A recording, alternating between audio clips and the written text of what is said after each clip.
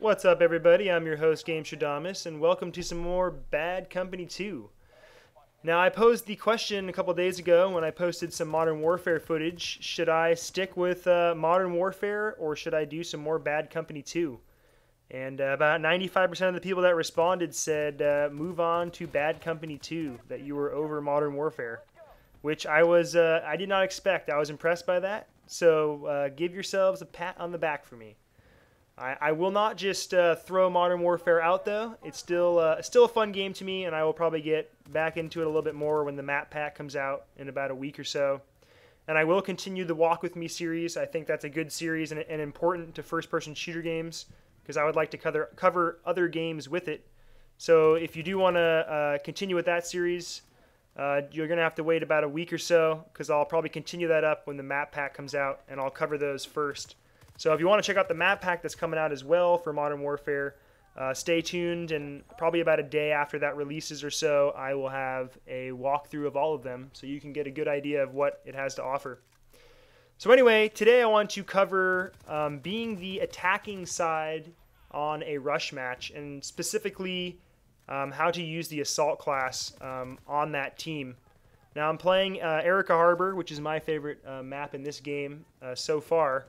I jumped in after the first 4 capture points, so this is kind of the last half of the game. But anyway, talking about the assault class is pretty much the backbone of your team.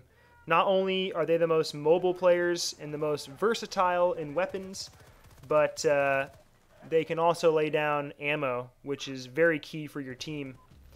Now, when I play the assault class, I am all about punishing the other team, especially being on the attacking team, which is my favorite side to be on because you really control the match a lot. The match really only ends when you guys capture all the points or you die X amount of times. So if your team's good, you can just sit and punish the defending team, which is my favorite thing to do in a first-person shooter. And for some of you, more like the 2 or 3 of you that were bitching and moaning my last Battlefield that I wasn't being a team player and I was sitting back and camping and killing people, blah, blah, blah. Well, first, you couldn't be more wrong. And secondly, you're probably a bunch of fanny bandits. That's right, I went there, fanny bandits. So you sit and think about that for a little bit.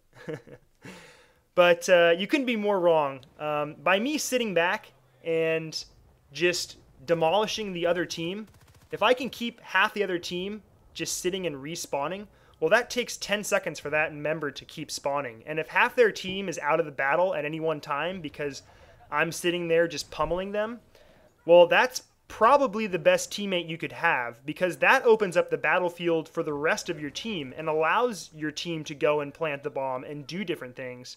So by me sitting back and just picking off people, that just opens up a lot of different things. You know, if I push up to a capture point, sure, I'll plant the bomb and do different things.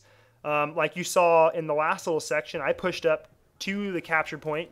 I didn't capture it, but I would have if it wasn't already set, and and defend it. But for me, I don't really like to just go and plant all the bombs and win really quickly. For me, on the attacking side, I would much rather just sit and fight the other team for a while, and then once we get down to about 20 kills, well, then we'll try to plant the bombs. But for me, I'm in this game just to kill some people, blow some shit up, and have some fun. I don't really want to, just run through the levels super quickly, because then you're spending like the entire match just running, because these maps are so big. So anyway, just some things to think about. Now, like I was saying before, I like to fight at a distance. Now, when I'm on this last section here, I definitely stick on the right side. The right side has a lot more cover than the left side has. And it has multiple levels that you can get on. Like, for example, I'm at the top of these stairs here, which is usually where I come to right away once we get to this point, just because I can sit back and kind of survey what's happening and how the other team's kind of reacting. So I can see that first off, there's not that many players in this match, I don't think. It's probably like 6-on-6 or 8-on-8, which I find happens a lot in this game, which is kind of annoying. I wish it was 12-on-12 all the time. But, you can't get everything. So, that's another thing to think about in this game. Depending on how many people are in the match, the game will change. And here's another example I want to bring up. Right here, there's a guy up top. And I saw him before. I could have shot him back there. But for me to stop back there, I'm way out in the open. And since I'm so far on their side, you want to watch out for that because people will spawn around you and pick you off. So I would much rather run to a spot where I know I'm covered on most sides before I take my shot. Because once I shoot, that also brings attention to me on the map.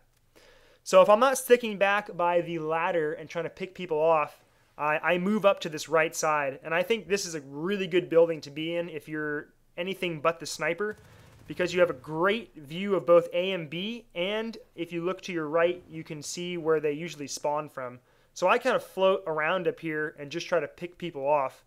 When it's a 12-on-12 match, it's harder to do because people will just airstrike and level this building really quickly. So you kind of have to watch for that. But when it's a smaller teams, you can get away with just kind of floating around in this building. Another key thing to remember in this game is to mark people. You can do that by aiming at them and clicking the select button. It brings up a little marker above their head and helps the rest of your team to see them. Now, it's my tactic with that. If I have somebody in my sights, I don't really bother marking them because I'm most likely just going to kill them right then and there. I'm not going to waste the time to try to click the button. I'm just going to kill them, like right there, or the last 5 kills I had. If I know that I'm not going to get them, I will definitely mark them for the rest of my team. But some things to just think about. Now, I didn't get to cover all the tactics that I wanted to for the assault class or the attacking class, but I will definitely bring that in a bunch more Battlefield Company 2 videos soon. So I'll see you then. Subscribe now for instant gratification.